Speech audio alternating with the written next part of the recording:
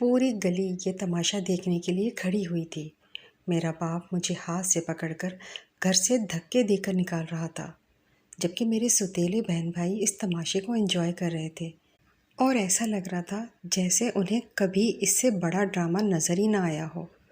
میں آنکھوں میں آنسو لیے بار بار گڑ گڑا کر اپنے سوتیلے باپ سے اپنے گھر میں رہنے کی اجازت ہی تو مانگ رہی تھی، اپنی مری ہوئی ماں کی قسمیں دے رہی تھی، لیکن اسے میری ماں سے محبت ہوتی تو قسم کی بھی کوئی اہمیت ہوتی۔ کاش یہ وقت کبھی میری زندگی میں نہ آیا ہوتا۔ میں نے ایک نظر آسمان کو دیکھا اور اپنی چادر کو اچھے سے اپنے گرد لپیٹ لیا۔ ارد گرد کے لوگ بھی مجھے آنکھیں پھاڑ پھاڑ کر دیکھ رہے تھے۔ مرد تو نوچنے کے در پہ تھے، ان کا تو بس نہیں چل رہا تھا کہ وہ مجھے نوچ کھائیں۔ اسی لیے میں نے اپنی چادر کو مزید اپنے سر کے آگے کر لیا اور لوگوں کی کانوں میں کھسر پسر جاری تھی۔ میں ان کی باتوں سے بے پرواہ پھٹی جوتی کے ساتھ چل رہی تھی۔ اب مجھے نہیں معلوم تھا کہ میرا ٹھکانہ کہاں ہے۔ میرے کانوں میں اپنے سوتیلے باپ کی آوازیں گونج رہی تھیں۔ میں نے کان پر ہاتھ رکھ کے زور زور سے چیخنا شروع کر دیا کہ میں بد کردار نہیں ہوں، میں تو با کردار ہوں۔ ذہنی دباؤ اس قدر تھا کہ مجھے لگا کہ میرے دماغ کی نس ہی پھٹ جائے گی، لیکن ابھی زندگی کو مجھ پر رحم نہیں آیا تھا۔ میرے سگے ماں باپ تو مجھے چھوڑ کر اس دنیا سے جا چکے تھے۔ میں نے کوئی ایسا گناہ نہیں کیا کہ میری اونچی چیخوں کو سن کر لوگ مجھے پاگل سمجھتے، سر نفی میں ہلاتے واپس جا رہے تھے۔ کسی کو کیا معلوم کہ آج مجھ پر کیا گزری ہے؟ یہ تو میں ہی جان سکتی تھی کہ آج کس درد اور تکلیف سے گزری ہوں۔ میں نے ایک نظر اوپر آسمان کی طرف دیکھا، شاید اس کو مجھ پر رحم آ گیا تھا۔ تبھی ایک تیز ہارن بجاتی گاڑی میرے قریب سے گزری اور مجھے دور اچھال کر وہ بغیر رکے وہاں سے جا چکی تھی، اور میں بھی ایک درد بھری مسکراہٹ سے آنکھیں بند کر چکی تھی۔ شاید یہی میری آخری آرام گاہ تھی۔ میرا نام کنیز ہے۔ میری اماں نے میرا نام بہت سوچ سمجھ کر رکھا۔ میری ماں بانو ایک دکھیاری عورت تھی۔ میرے سگے باپ نے اس سے شادی صرف اپنے ماں باپ کے دباؤ میں آ کر کی، اور شادی کے 2 سال بعد ہی میری پیدائش سے کچھ ماہ قبل میرے ابا نے اماں کو طلاق دے دی۔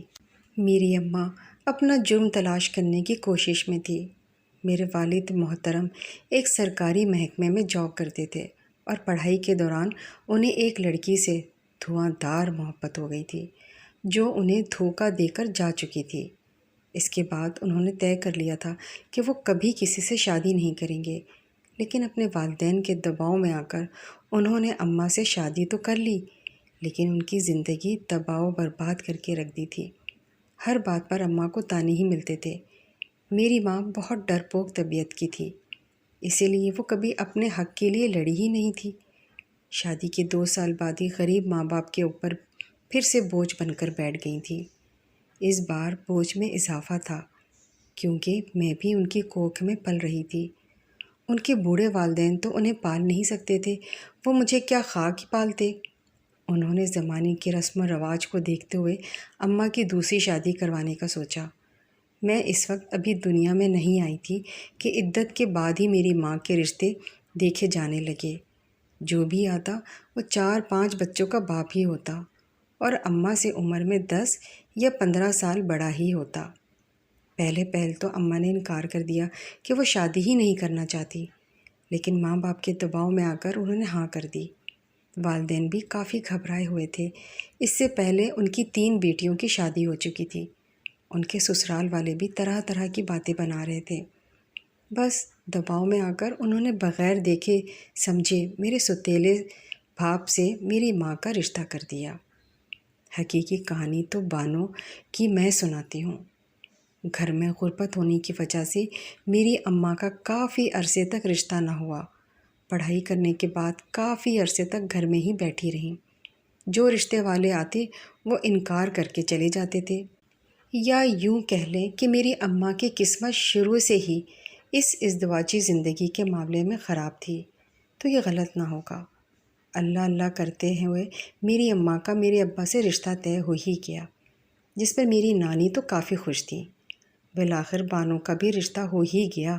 یہ نانی کے رشتے کی خالہ ساس کا جملہ تھا جو انہوں نے مبارکباد دینے کی غرض سے چکر لگایا، مگر دل کو چیر دینے والے انداز میں بانو کے ہی سامنے 2 دفعہ دہرایا۔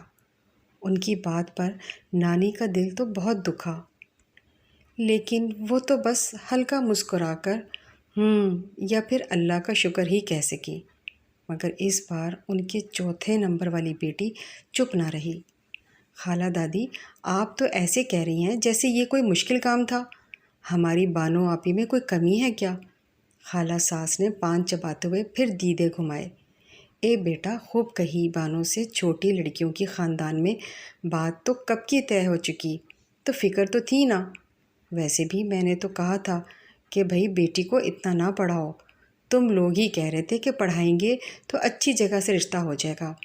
اب دیکھو نا، رشتہ ڈھونڈتے بھی کتنا عرصہ لگ گیا، اور اب بھی نہ جانے تم لوگوں کو کتنے پاپڑ بیلنے ہوں گے۔ ان کی تیز چلتی زبان سے تو سبھی واقف تھے، اسی وجہ سے میری نانی چپ ہی رہیں، ورنہ ان کی ایک بات کی 10 لگا کر وہ آگے بتانے میں ماہر تھیں۔ اماں نے بھی دل سے محسوس کر لیا اور چپ رہنے میں ہی عافیت جانی۔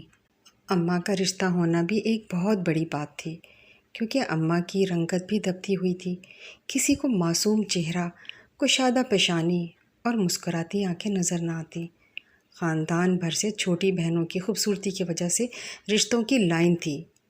اماں کی چھوٹی 2 بہنوں کے تو جھٹ پٹ رشتے طے ہو گئے، مگر بانوں کے لیے اس طرح کے رشتے آئے جو ماں باپ کا کلیجہ چیر دیتے۔ کوئی تعلیم میں کم تو کوئی عادت و اتوار سے مار کھایا ہوا۔ بانو کے پاپا کی دلی خواہش تھی کہ بانو ان کی زندگی میں ہی رخصت ہو، مگر وہ اپنی لاڈلی کی رخصتی نہ دیکھ سکے اور بیماری کی جنگ ہار گئے۔ روز روز کی باتوں سے تنگ آ کر اماں تو کافی دل برداشتہ ہو گئی تھیں۔ انہیں تو اب کوئی امید نہ تھی کہ ان کا کوئی رشتہ بھی ہوگا، بلکہ نانی تو ہمیشہ غمگین رہتی تھی، کہتی تھیں کہ میرے سب بیٹیوں میں سب سے زیادہ فرما بردار اور کام کرنے کا سلیقہ بانو کو ہی ہے۔ نہ جانے اس کی قسمت ایسی کیوں ہے کہ ابھی تک کوئی ڈھنگ کا رشتہ نہیں آیا، لیکن پھر قسمت کی دیوی جب مہربان ہو تو پھر راستے کھل ہی جاتے ہیں۔ پھر قدرت بانو پر مہربان ہوئی اور پاپا کے استاد اور پرانے محلے، جن کے 3 بیٹے تھے، اپنے سب سے چھوٹے بیٹے کا رشتہ لے آئے، سید حماد شاہ۔ بانو سے عمر میں 10 سال بڑے تھے، بظاہر خوش مزاج اور قبول صورت ہونے کے ساتھ ساتھ ان کی سرکاری نوکری بھی تھی اور کچھ بھائی کے ساتھ بزنس میں بھی ہاتھ بٹاتے تھے۔ ان کی والدہ نے اماں کو دیکھتے ہی ساتھ پسند کر لیا۔ وہ کہنے لگی بھی کہ بھئی بانو کو تو میں اپنی بیٹی بناؤں گی اور بانو کو ہی میں بیاہ کر لے کر جاؤں گی۔ پہلی 2 بہنوں کا تو سکھ مجھے نصیب نہ ہو سکا، اس وجہ سے مجھے امید ہے بانو میری بیٹی بن کر رہے گی۔ انہیں اماں کی معصومیت پر بہت پیار آ رہا تھا، اسی وجہ سے وہ دل و جان سے چاہتی تھی کہ اماں ان کی بہو بن جائے۔ جب ابا شادی کے لیے نہ مانے تو انہوں نے ایموشنل بلیک میل کرنا شروع کر دیا اور کہا کہ اگر تم نے وہاں شادی نہ کی تو ہم گھر چھوڑ کر چلے جائیں گے۔ وہ اپنے والدین سے بہت پیار کرتے تھے، ان کی زبردستی کہنے پر وہ مان تو گئے، لیکن دل سے اس رشتے کے لیے راضی نہ تھے۔ اور ادھر میری اماں شادی کی بات سن کر ہی دل و جان سے راضی ہو گئی تھیں۔ وہ بھی چاہتی تھیں جیسے ان کی چھوٹی بہنوں کا گھر بس چکا ہے، اسی طرح ان کا بھی کہیں نہ کہیں رشتہ ہو جائے، تاکہ ان کے والدین کا بوجھ بھی ختم ہو جائے اور لوگوں کی باتوں کو بھی چبھ لگ جائے۔ اور یوں 6 ماہ میں ہی جھٹ منگنی اور پٹ بیاہ ہوا۔ بانو بھی اپنے دل میں نئے خواب سجا کر حماد صاحب کی زندگی مہکانے چلی آئی، اور ان کے دل میں یہ بھی تھا کہ میں تو عمر میں چھوٹی ہوں، دولہا میاں خوب لاڈ اٹھائیں گے۔ یہ بات بھی معصوم کے دل میں شادی شدہ کزنس نے ہی اپنے تجربے کی بنیاد پر ڈال دی تھی۔ اسے کیا معلوم، زندگی ہر خوشی کا خراج لیتی ہے۔ جیسے جیسے شادی کی تیاریاں اور دن قریب آتے جا رہے تھے، ویسے ویسے نانی کی نصیحتیں بھی بڑھتی جا رہی تھیں۔ ویسے تو انہیں اماں سے کسی قسم کی کوئی شکایت نہیں تھی، لیکن پھر بھی وہ کہہ دیتی تھی، یہ تم اپنی ساس سسر کی اچھی سے خدمت کرنا اور شوہر کے دل میں بھی جگہ بنا لینا۔ نکاح کے بعد رخصتی کا وقت آ گیا اور اماں بیاہ کر حماد صاحب یعنی میرے ابا کے گھر چلی گئیں۔ روسی جوڑے میں چمکتا دمکتا بانوں کا مہکتا ہوا سراپا پھولوں کی سیج پر اپنی مہک کے ساتھ کسی ملکہ کی طرح لگ رہا تھا۔ دل میں مختلف جملے گونج رہے تھے کہ اس کی تعریف میں حماد صاحب کیا کیا بولیں گے، اور جو ہی دروازہ کھلنے کا کھٹکا ہوا اس کا تو دل اچھل کر حلق میں آ گیا۔ وہ سہم کر مزید سمٹ گئی۔ آنے والے حماد صاحب تھے۔ انہوں نے گلا کھنکار کر شیروانی کا کوٹ اتارا، خود کو ایزی کیا اور اس کے سامنے بیٹھ گئے۔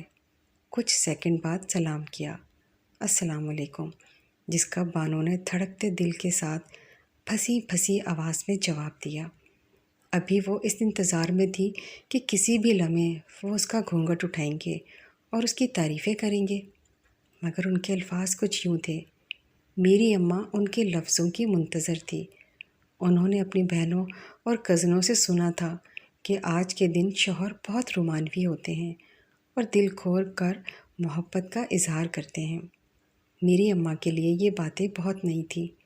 وہ باغ میں کھلتے پھولوں کی طرح اس رومانوی نے بھی محبت کا اظہار کا انتظار کر رہی تھیں۔ دیکھیں بانو، میں اپنے والدین سے بہت قریب رہا ہوں، اور بڑے بھائی جس طرح انہیں چھوڑ کر اپنی دنیا بسا چکے ہیں، میں نہیں چاہتا کہ انہیں میری ذات سے ایسی کوئی تکلیف پہنچے۔ تو میں آپ کو یہ بتانا چاہتا ہوں کہ میں اپنے ماں باپ کو تکلیف پہنچانے والے کو بالکل معاف نہیں کر سکتا، اور جس طرح میں اپنے ماں باپ سے قریب ہوں، اسی طرح میرے بھائی اور ان کے بچوں کے لیے بھی حساس ہوں۔ اسی لیے آپ کبھی میرے رشتوں کے بیچ میں رکاوٹ نہیں بنیں گی، اس کو آپ ابھی سے جان لیں۔ اماں جو پتہ نہیں کن خیالوں میں گم تھیں، اس لمبی چوڑی تمہید کو سن کر اور سہم سی گئیں، اور پھر کچھ سیکنڈ بعد ابا کو احساس ہوا کہ ان کے سامنے ان کی دلہن بیٹھی ہے۔ تو پھر انہوں نے پتہ نہیں کون سے جذبے سے سرشار ہو کر گھونگھٹ اٹھایا، اور چند لمحے اس معصوم حسن کو دیکھ کر سب بھول گئے۔ بس یاد رہا تو اتنا کہ سامنے بیٹھا وجود ان کی ملکیت ہے، اور بس انہی کو سارے حقوق حاصل ہیں۔ اور پھر انہوں نے اپنا حق وصول کیا، یہ جانے بغیر کہ اگلے وجود کے بھی کچھ حقوق اور ارمان ہیں۔ اور یوں شادی کی پہلی ہی رات بانو نے یہ جان لیا کہ اس کی ذات اسی مقام پہ ہے جہاں شادی سے پہلے تھی۔ بس اب اس کی زندگی میں کچھ ذمہ داریاں بھی عائد ہو گئی ہیں جو کہ بہت سخت ہیں۔ شادی کے شروع کے دن بہت کشمکش میں گزرے۔ بانو کو سمجھ ہی نہیں آتی تھی کہ ان کے شوہر کو کیا برا لگ گیا ہے جو ان کا منہ بن گیا ہے۔ ساس سسر تو اس سے بہت خوش تھے اور بہت محبت کرتے تھے، مگر شوہر بانو کو سمجھ نہیں آ رہے تھے یا سمجھ آنا ہی نہیں چاہتے تھے۔ شادی کے اگلے روز ہی صبح اسے جگا کر ابا کا ناشتہ بنانے کا حکم دے دیا۔ میری دادی بہت اچھی خاتون تھیں، انہوں نے ابا کو خوب ڈانٹا بھی۔ دادا نے بھی یہی کہا کہ ہم یہ بہو بیاہ کر لائے ہیں، کسی کی بیٹی ہے، اس کی بھی کچھ خواب ہوں گے، شادی کے 4 دن اسے آرام کرنے دو، ویسے بھی تمہاری ماں نے ساری عمر کام ہی کیا ہے، 2 دن اور کام کر لے گی تو کچھ فرق نہیں آئے گا، یہ تو بہو کے گھومنے پھرنے کے دن ہیں۔ لیکن میرے ابا ڈٹ گئے، کہنے لگے میں نے آپ لوگوں کے کہنے پر شادی کی ہے، لیکن اب ہر بات میں آپ لوگوں کی نہیں چلے گی، اب یہ میری بیوی ہے اور میرے کام کرنا اس پر فرض ہو گیا ہے۔ دادی بھی چپ ہو گئیں، وہ بیچاری کیا کہتی، اپنے بیٹے کو ناراض کرتی یا پھر اپنی بہو کا ساتھ دیتی، اسی لیے انہوں نے میاں بیوی کے سارے فیصلے انہی پر چھوڑ دیے، لیکن وہ اندر ہی اندر مایوس ضرور ہوتی گئیں، اور کبھی کبھار شرمندگی میں امی سے معافی بھی مانگ لیا کرتی تھی، کیونکہ ابا تو اب ہاتھ اٹھانے سے بھی باز نہیں آتے تھے۔ کبھی کبھار تھوڑا سا نمک مرچ تیز ہو جائے تو اس پر بھی ڈانٹ دیا کرتے تھے، اور اماں کو نانی کے گھر جانے کی بھی اجازت نہیں تھی۔ شادی کے 1 سال جب کوئی اولاد کی خوشخبری نہیں سنائی گئی تو محلے والوں نے بھی پوچھنا شروع کر دیا، ابا کہنے لگے میں ابھی اولاد کے لیے تیار نہیں ہوں، جبکہ میری اماں کی خواہش تھی کہ وہ جلد ہی ماں بن جائیں، کیونکہ لوگوں کی باتیں تو انہیں سننی ہی تھیں، اور ویسے بھی نانی کا کہنا تھا اولاد کے بعد شوہر قابو میں آ جاتے ہیں، اس لیے وہ چاہتی تھی کہ جلد از جلد اولاد ہو جائے۔ لیکن ابا کو اولاد میں کوئی دلچسپی ہی نہیں تھی۔ دادی بھی انہیں سمجھا کر تھک چکی تھی، لیکن وہ ہر بار یہی کہتے کہ مجھے اولاد کی کوئی جلدی نہیں ہے۔ وہ تو اماں کو ایک دن بھی نانی کے گھر نہ رکنے دیتے تھے، نوکرانی کی طرح صبح شام شوہر کی ضروریات کو ہی پورا کرتی تھی۔ صبح کے وقت اس کے کپڑے دھوتی، ان کے لیے کھانا بناتی، اور رات کو شوہر کی دوسری ضرورت کو پورا کرتی تھی۔ وہ تو ایک چکی میں پس کر رہ گئی تھی، کچھ بولنے کے لائق ہی نہیں رہی تھی۔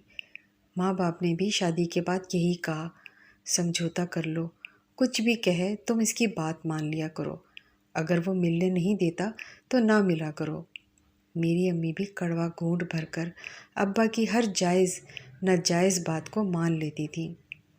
اس دن پہلی بار ابا کا ہاتھ اٹھا اور اماں گال پر ہاتھ رکھے یہ سوچتی گئیں کہ اس میں غلطی کیا تھی، اور کچھ سیکنڈ بعد جب ان کی آنکھ سے ایک آنسو نکلا جسے صاف کرتی وہ کچن کی طرف بڑھ گئیں، اور وہاں نل کھول کر تھوڑی دیر منہ پر پانی ڈال کر اپنا غبار نکالا، کیونکہ حماد کو روتی ہوئی عورتیں پسند نہیں تھیں۔ دن گزرتے گئے، اور ایک دن کھانے میں نمک زیادہ ہونے پر ابا دادی کے سنے بغیر ہی اماں کو دھکے دے کر گھر سے نکال دیا۔ میری اماں نہیں جانتی تھی کہ ان کا کیا قصور ہے۔ بعد میں نانا بھی معافی تلافی کرنے آئے، لیکن حقیقت تو یہ تھی کہ ابا جس سے محبت کرتے تھے وہ عورت ابا کی زندگی میں واپس لوٹ آئی تھی، اور وہ ابا سے کہنے لگی کہ اب تم مجھ سے شادی کرنا چاہتے ہو تو تمہیں اپنی بیوی کو طلاق دینی ہوگی۔ ابا نے یہ جانے بغیر کہ میری ماں امید سے ہیں، انہیں 4 لوگوں کے سامنے طلاق دے دی، اور اس کے بعد میری اماں کی زندگی مزید تنگ ہو گئی تھی۔ دادا دادی اماں سے معافی مانگنے لگے، کہنے لگے ہمیں امید نہیں تھی کہ ہمارا بیٹا ایسا کرے گا۔ انہوں نے بھی ابا کو بہت ڈانٹا، لیکن آخر کو ان کی اولاد تھی، ان کے بڑھاپے کا سہارا تھے، تو وہ کیا کر سکتے تھے؟ اپنے بیٹے کو چھوڑ تو نہیں سکتے تھے۔ نانا بھی جھکے کندھوں کے ساتھ اماں کو واپس گھر لے آئے، اور ایک بار پھر اماں بوجھ بن کر رہ گئیں۔ اس بار وہ امید سے تھیں، اس وجہ سے گھر میں ان کی شادی کے تیاریوں میں جلدی دکھائی گئی۔ عدت کے ختم ہوتے ہی ان کی کہیں نہ کہیں شادی کرنے کا فیصلہ کر لیا۔ رشتے والے کو تگڑی رقم دی گئی تاکہ وہ اچھے رشتے دکھائے، لیکن ایک طلاق یافتہ عورت کے لیے کیا ہی اچھا رشتہ آ سکتا تھا؟ جبکہ کہا جاتا ہے کہ وہ عورت کو پسند کرتا ہے، اور یہ زبردستی کی شادی تھی تو کوئی ماننے کو تیار ہی نہ ہوتا تھا۔ کہنے لگی کہ ضرور آپ کی بیٹی نے انہیں اتنا تنگ کیا ہوگا کہ وہ کسی اور عورت کی طرف متوجہ ہو گیا۔ اب کسی کو کیا سمجھایا جا سکتا ہے؟ اسی لیے نانی تو ہر دن وظیفہ کرنے لگی، لیکن عدت کے ختم ہوتے ہی ایک جگہ رشتہ طے کر دیا گیا۔ اس شخص کی پہلے بھی 3 اولادیں تھیں، بیوی کا انتقال ہو چکا تھا، اور وہ اماں سے 15 سال بڑے تھے۔ اگر دونوں کو کھڑا کر دیا جائے تو اماں اس کی بیٹی لگتی تھی۔ اماں کا تو اس شخص کو دیکھ کر ہی دل کٹ گیا تھا۔ کیا اماں کا نصیب یہی لکھا تھا؟ انہوں نے منع کرنے کے لیے اپنے لب نہ کھولے، کیونکہ وہ جانتی تھیں کہ وہ اب طلاق یافتہ ہیں۔ خوابوں کے شش محل سجانے کی اجازت انہیں معاشرہ نہیں دیتا ہے۔ میری پیدائش کے 2 ماہ بعد ہی اماں کی شادی کر دی گئی۔ جو اماں کے سوتیلے شوہر تھے وہ کوئی کام کاج نہ کرتے تھے۔ انہوں نے یہی مطالبہ کیا تھا کہ وہ مجھے اسی صورت میں قبول کریں گے جب نانا نانی انہیں اپنے گھر رہنے کی اجازت دیں گے۔ نانا نانی کا یہ اپنا ذاتی گھر تھا، اور میرے سوتیلے لالچی باپ کی نگاہیں اس گھر کے اوپر جمی ہوئی تھی۔ نانا پہلے تو راضی نہ ہوئے، لیکن نانی نے انہیں زور دینا شروع کر دیا۔ کاش کہ وہ دونوں اتنی جلد بازی نہ کرتے اور انہیں بوجھ نہ سمجھ کر گھر میں ہی رکھ لیتے، ان پر ایک احسان کر دیتے۔ لیکن ایسے شخص سے شادی نہ کرتی جس کی پہلے ہی 3 اولادیں تھیں۔ وہ کیا ہی بوجھ بانٹ سکتا تھا، وہ تو خود اپنی 3 اولادوں کے ساتھ بوجھ بننے آ رہا تھا۔ میرے پیدائش کے بعد ہی شادی ہو گئی۔ شادی کے شروع کے دن میرے رنگیلے باپ نے بہت اچھے سے گزارے۔ میری ماں کے آنچل میں چھپ کر بیٹھا رہتا، نہ اسے کام کرنے دیتا، نہ ہی کمرے سے نکلنے دیتا تھا، جبکہ اس کی ستیلی اور بدتمیز اولاد نے ہمارا تو جینا حرام کر دیا تھا۔ مجھے روتے دیکھ کر وہ مزید تنگ کرتے تھے تاکہ میرے رونے کی آواز اونچی ہو جائے۔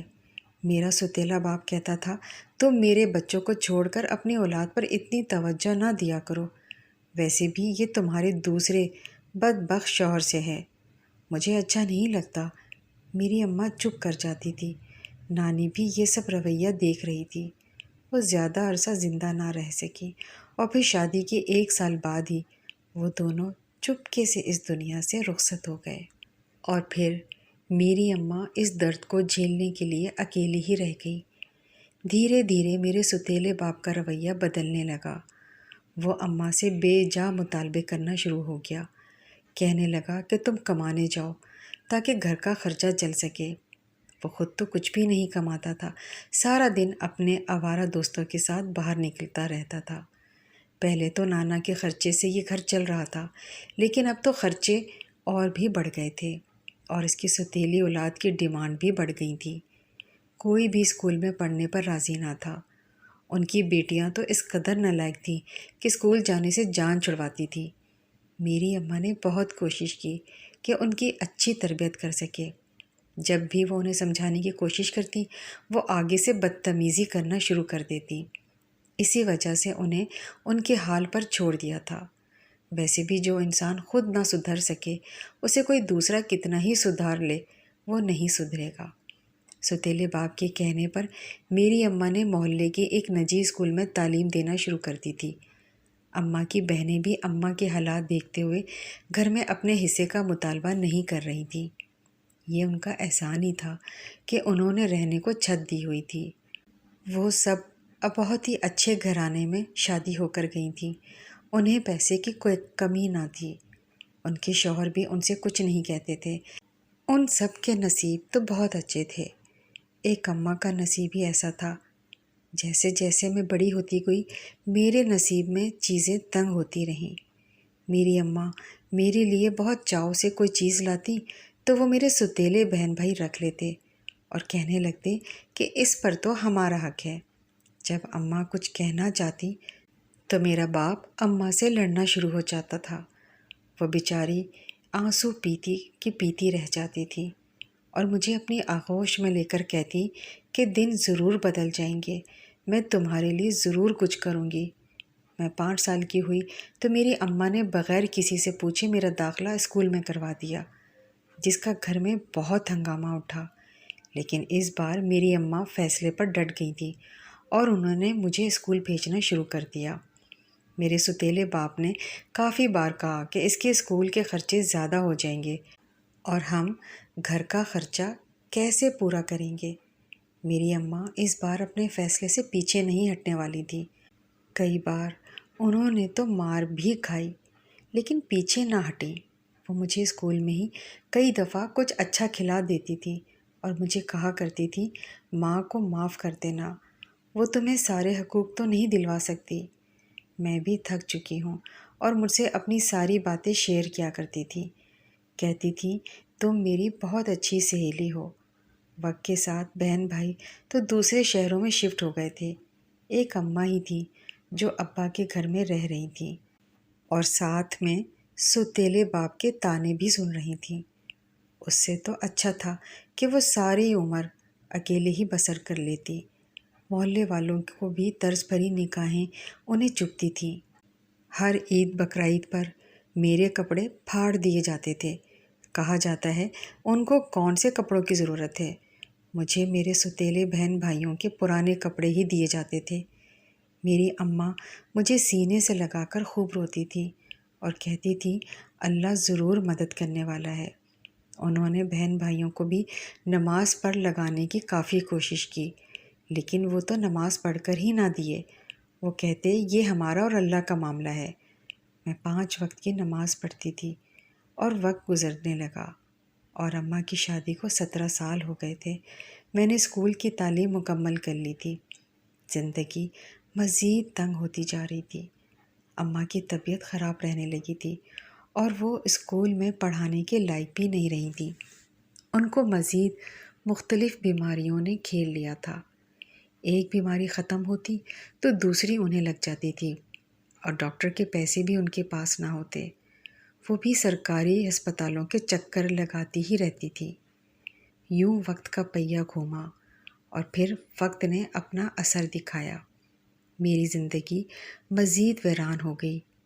ایک دن چپکے سے میری ماں بھی چھوڑ کر چل بسی۔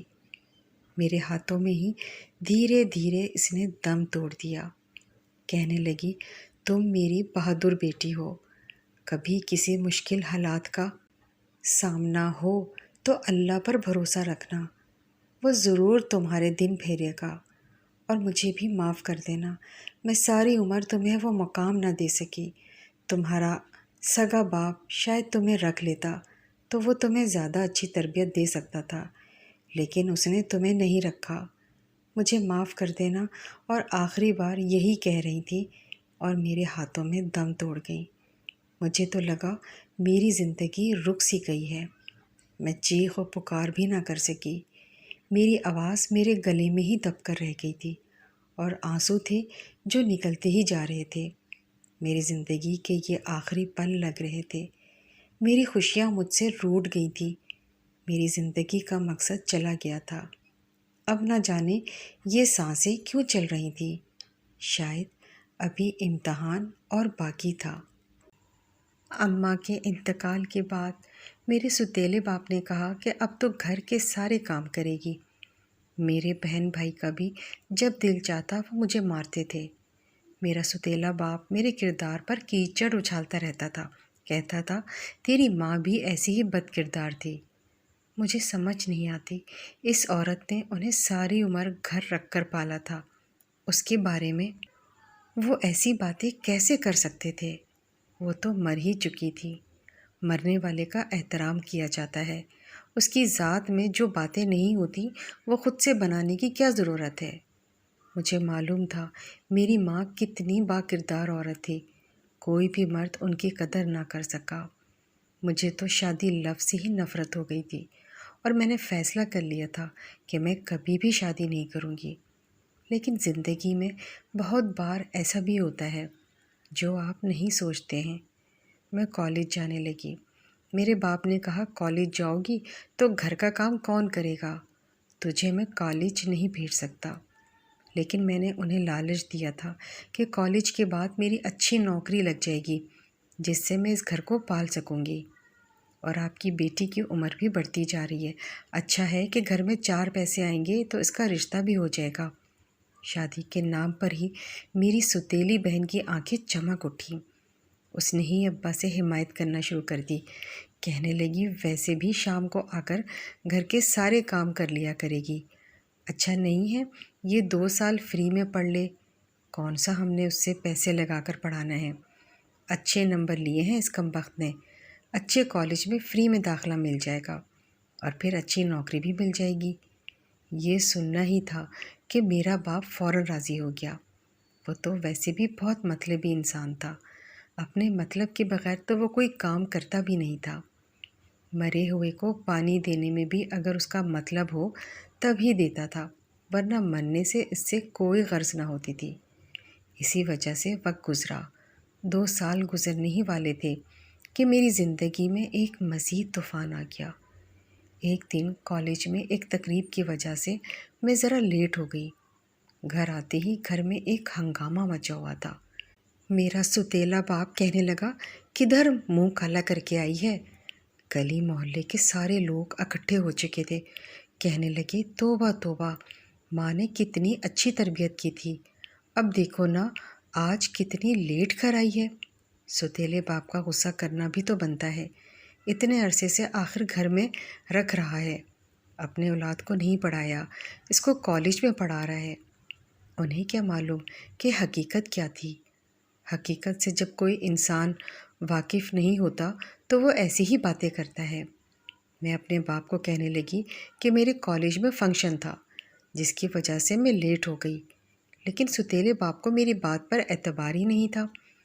میں نے کہا کہ مجھے بخش دیں، میں نے کچھ بھی نہیں ایسا کیا، میرے حالات پر رحم کریں، لیکن میرا باپ میری کوئی بات سننے پر راضی ہی نہیں تھا۔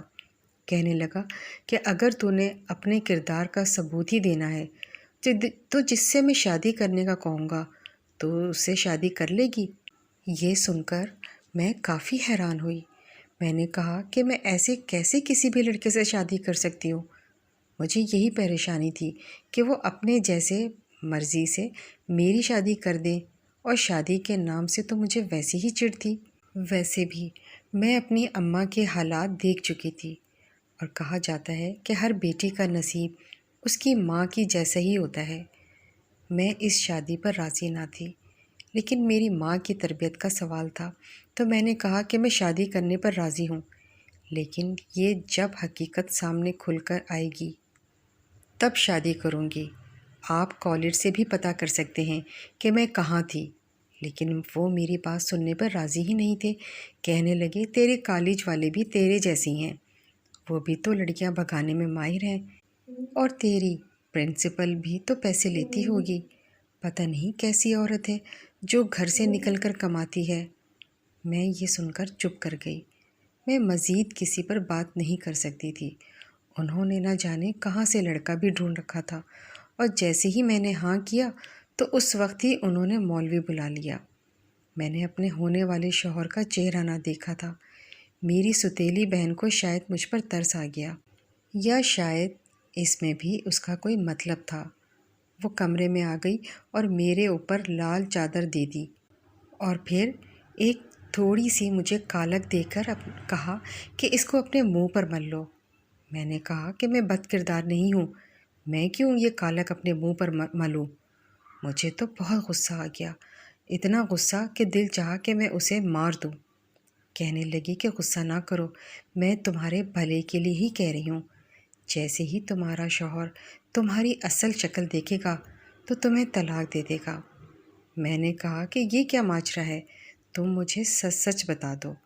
تو کہنے لگی میں تمہیں کچھ بھی سچ نہیں بتا سکتی، جب تم خود اس کو دیکھو گی تو تمہیں ساری حقیقت پتہ چل جائے گی، لیکن ابھی اتنا ہی جان لو کہ تم یہ کالک منہ پر لگا لو۔ میں ضرور ہر مرتبہ مطلبی ہی رہی ہوں، لیکن آج میں تمہارے بھلے کے لیے ہی کہہ رہی ہوں، واقعی میں تمہیں طلاق ہو جائے گی۔ میں نے کہا کہ میں ساری عمر یہ کالک منہ پر لگا کر تو نہیں رکھ سکتی، لیکن پھر بھی اس کی باتوں میں اور بہت ہی بحث کے بعد میں نے وہ کالک اپنے منہ پر مل لی، اور پھر خود کو لال چادر کی لپیٹ میں لپیٹ لیا۔ نکاح کے بعد میرے مطلبی باپ نے مجھے اس آدمی کے ساتھ بغیر کچھ پوچھے رخصت کر دیا۔ میں کہنے لگی میں اپنا حق لینے ضرور آؤں گی، ویسے بھی یہ گھر میرے نام ہے، میں تم سب کو یہاں سے نکال دوں گی۔ وہ کہنے لگے کہ ابھی تم جاؤ۔ میں رخصت ہو کر اپنے شوہر کے ساتھ آ گئی، اور سارے راستے ہم دونوں خاموش رہے۔ وہ دیکھنے سے ٹھیک ٹھاک امیر لگ رہے تھے، ان کا چہرہ دیکھ کر بھی پہچان نہ پائی کہ یہ کون ہے، لیکن یوں لگ رہا تھا کہ میں زمانے سے اس شخص کو جانتی ہوں۔ میں خاموشی سے سامنے دیکھ رہی تھی۔ وہ ایک بڑے سے گھر میں جا کے دیکھا تو گھر تو کافی پرانا لگ رہا تھا، لیکن گھر کو آباد کرنے کے لیے اس میں مرمت وقت کے ساتھ کروائی گئی تھی۔ میں جب اندر گئی تو مجھے یوں لگا جیسے میں اپنے ہی گھر میں آ گئی ہوں۔ جانی پہچانی سی خوشبو نے مجھے ایثار میں باندھ دیا۔ میرے منہ پر کالک لگی ہوئی تھی، اور میں نے اپنے چہرے کے آگے گھونگھٹ گرایا ہوا تھا۔ جیسے جیسے میں چل رہی تھی میں لوگوں کے چہرے تو نہ دیکھ سکی، لیکن جانی پہچانی سی خوشبو دیکھ لی تھی۔ پھر ایک مردانہ آواز اٹھی، شاید وہ میرے سسر تھے جو میرے شوہر کو مبارکباد دے رہے تھے، اور کہنے لگے تم میرے جیسی غلطی مت کرنا، تم اپنی بیوی کا بہت خیال رکھنا۔ میں بدبخت ہوں کہ میں خیال ہی نہ رکھ سکا۔ ان کی آواز میں بہت درد تھا۔ میں خاموش ہو گئی۔ مجھے ایک عورت کمرے میں لے گئی اور وہاں جا کر بٹھا دیا اور کہنے لگی، جلد ہی تم پر حقیقت واضح ہو جائے گی، شاید تم اس گھر میں رہنے کا پھر سوچو بھی نہ۔ میں ابھی تک اپنے سسر کے جملوں میں ہی کھوئی ہوئی تھی کہ کیا کوئی مرد بھی پچھتا سکتا ہے؟ میں نے تو مرد کو کبھی باوفا نہیں دیکھا، اور شاید انہوں نے بھی کتنے ہی ظلم کیے ہوں گے میری ساس پر، کتنے ہی ظلم ڈھائے ہوں گے۔ میں خاموشی سے سر جھکائے بیٹھی تھی کہ اچانک میرے شوہر کمرے میں آیا، اور جیسے ہی میرے اوپر سے گھونگھٹ اٹھایا تو میرے پیروں تلے سے زمین ہی نکل گئی۔ جب میں نے غور سے دیکھا تو میری یادداشت کے پنوں میں سب ماضی کے قصے دوبارہ سے تازہ ہو گئے۔ مجھے یاد آ گیا کہ یہ شخص آخر کون ہے۔ اس کا چہرہ میرے سگے باپ سے بہت ملتا تھا۔ مجھے دیکھ کر کہنے لگا، تم نے چہرے پر کالک مل رکھی ہے۔ کہنے لگا کہ شاید تم حقیقت سے واقف نہیں۔ میں نے کہا کہ آپ نے مجھے دھوکہ دیا ہے۔ میرے سگے باپ نے میری ماں کے ساتھ وفا نہ کی تو آپ کیا ہی کریں گے؟ اور ویسے بھی مجھے یہاں نہیں رہنا، میں یہاں سے چلی جاؤں گی۔ میں زور زور سے چیخنے لگی تو میرے سگے باپ اور میری سوتیلی ماں بھی کمرے میں آ گئیں۔ کہنے لگیں کہ تم خاموش ہو جاؤ، ہم تمہیں ساری حقیقت بتائیں گے۔ یہ ہمارا قصور ہے کہ ہم نے اتنے عرصے تمہاری ماں سے معافی نہ مانگی۔ دراصل وہ بہت باوفا عورت تھی، میں اس کی قدر نہ کر سکا۔ میں اپنے سگے باپ کے پچھتاوے میں گرے الفاظ تو سن رہی تھی، لیکن کیا فائدہ؟ میری ماں ہی اب زندہ نہ رہی تھی، اور اس کی زندگی تو دوزخ سے بھی بدتر ہو گئی تھی۔ میں نے غصے سے منہ پھیر لیا۔ کہنے لگے، تمہاری ماں کو طلاق دینے کے بعد میں پل پل تڑپا ہوں۔ اللہ نے مجھ سے میری 3 اولادیں چھین لی، اور یہ بھی میرے بھائی کا بیٹا ہے۔ اللہ نے مجھے اولاد کے سکھ سے محروم رکھا۔ میرے والدین بھی مجھ سے ناراض اس دنیا سے چلے گئے، اور میرے بھائی جن کی خاطر میں اپنی بیوی کو ڈانٹ دیا کرتا تھا، انہوں نے میرے ساتھ وفا نہ کی۔ میری بیوی بھی مجھ سے تنگ آ گئی تھی۔ وہ کہنے لگی، ضرور تم میں ہی کوئی نقص ہوگا۔ میری زندگی تنگ ہو گئی اور اب میں تھک چکا ہوں۔ میں تمہاری ماں سے معافی مانگنا چاہتا تھا، لیکن تمہاری ماں اس دنیا میں ہی نہ رہی۔ میں بہت شرمندہ ہوں۔ مجھے معلوم ہو گیا ہے کہ تمہاری ماں نے کیا کیا دکھ کاٹا ہے۔ جب مجھے معلوم ہوا کہ تمہاری زندگی اتنی تنگ ہو گئی ہے تو میں نے تمہارے باپ سے بات کی کہ وہ مجھے تم سے ملنے دے، لیکن وہ کسی طور پر راضی نہ ہوا۔ اس نے کہا کہ ساری عمر اس نے تمہیں پالا ہے، اس لیے وہ اب مجھے تم سے نہیں ملنے دے گا۔ جب میں نے اسے پیسوں کا کہا تبھی وہ راضی نہ ہوا۔ آخر کار مجھے یہ منصوبہ بنانا پڑا۔ تمہارے باپ کو 5 لاکھ دینے کے بعد ہی میں تم سے مل سکا ہوں۔ مجھے معاف کر دو۔ میں نے کہا، معاف کرنا اتنا آسان نہیں ہوتا۔ میں نے ساری زندگی محرومی میں گزاری ہے۔ میری ماں پل پل روئی ہے، مجھے سینے سے لگا کر ڈھیروں شکوے کیے ہیں، اور جب میری ماں نے ہی آپ کے گناہ کو معاف نہیں کیا تو میں کیا کروں گی؟ جب آپ کو اپنی ذمہ داری نبھانی چاہیے تھی تو آپ نے میری طرف مڑ کر بھی نہ دیکھا۔ میرا شوہر کہنے لگا کہ معاف کرنا نہ کرنا تمہاری اپنی مرضی ہے، لیکن تم مجھے اپنا بہترین شوہر پاؤ گی۔ میں نے بھی بڑا دل کر کے اپنے شوہر کو قبول کر لیا تھا۔ وہ واقعی میں بہت اچھا آدمی تھا اور میری بہت عزت کرتا تھا۔ وہ میرے ہر فیصلے کا احترام کرتا تھا اور ہماری زندگی اچھی گزر رہی تھی۔ وقت کے ساتھ ساتھ میں اپنے باپ کو معاف تو نہ کر سکی تھی، لیکن ان کی خدمت میں کوئی کسر نہیں چھوڑتی تھی۔ وہ بوڑھے اور بیمار تھے، میں ان جیسی تو نہیں بن سکتی تھی۔ میری ماں نے میری تربیت بھی بہت اچھی کی تھی۔ ویسے بھی ہم کتنے ناشکرے ہیں، وقت کے بعد اپنی غلطیوں کو سدھارتے ہیں۔ ہم اپنے رب کی کتنی ناشکری کرتے ہیں۔ ہم کہتے ہیں کہ میں ہی کیوں، اور کبھی ہم کہتے ہیں بس میں تھک گئی ہوں، میرے ساتھ ہی ایسا کیوں ہوتا ہے ہمیشہ۔ اور کوئی زندگی سے تنگ ہے، کوئی پڑھ پڑھ کر تھک چکا ہے، کوئی نوکری کی تلاش میں تھک گیا ہے، کوئی تو نوکری کر کر کے تھک چکا ہے۔ کسی کا کوئی مسئلہ ہے تو کسی کو کوئی شکایت ہے، بس ہم اس رب سے گلے شکوے ہی کرنے میں لگے رہتے ہیں۔ ممتاز مفتی جیسے کہتے ہیں نا کہ ہم تو شکر بھی ایسے کرتے ہیں جیسے اس سے گلہ کر رہے ہوں۔ بالکل ایسا ہی ہے۔ کبھی جب اپنے دکھ بہت بڑھنے لگیں تو پھر بیٹھ کر دوسروں کے غم سننے چاہیے، تب ہمیں اندازہ ہو کہ وہ جو ہمیں لگ رہا ہے نا کہ ہمارا غم ہی دنیا کا سب سے بڑا غم ہے، یا ہماری تکلیف ہی دنیا کی سب سے بڑی تکلیف ہے، ایسا بالکل نہیں ہے۔ ارے وہ تو خود کہتا ہے کہ کسی کی ہمت سے زیادہ بوجھ کسی جان پر نہیں ڈالتا، اور ہم اتنی آسانی سے کہہ دیتے ہیں کہ آخر میں ہی کیوں۔ ایسی باتیں سننے کو بہت ملتی ہیں جن کو سن کر بہت برا لگتا ہے۔ زیادہ تر یہی کہہ دیا جاتا ہے کہ ان کے جواب میں کہ بھئی ایسے نہیں کہتے، پر یہ نہیں کہا جاتا کہ یہی تو آزمائش کے لمحات ہوتے ہیں جن میں صبر کرنا ہوتا ہے۔ اور دوسرا یہ کہ ایسا بھی تو ہوتا ہے نا کہ وہ ہمیں آسانیاں دیتا ہے اور دیے ہی چلا جاتا ہے۔ سکھ، چین، خوشیاں، ہر چیز کی فراوانی ہونے لگتی ہے، اور یہ معمول میں سب کے ساتھ ہو رہا ہے۔ جہاں مشکل آتی ہے آسانی بھی آتی ہے، دکھ ہوتا ہے تو سکھ بھی آتا ہے۔ بس زندگی تو اسی چیز کا نام ہے۔ پر تب ہمیں یہ الفاظ یاد ہی نہیں آتے، تب ہم نہیں کہتے آخر میں ہی کیوں، تب یہ سب یاد نہیں آتا۔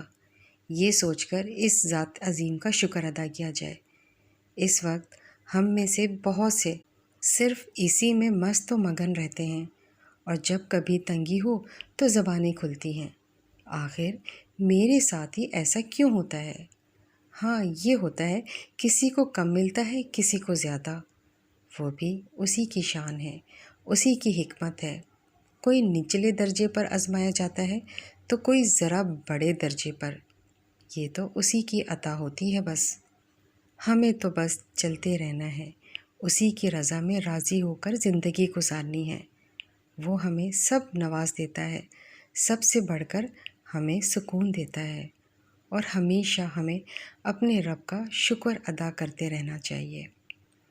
آج کی میری یہ کہانی آپ کو پسند آئی ہوگی، ویڈیو کو لائک کر دیں۔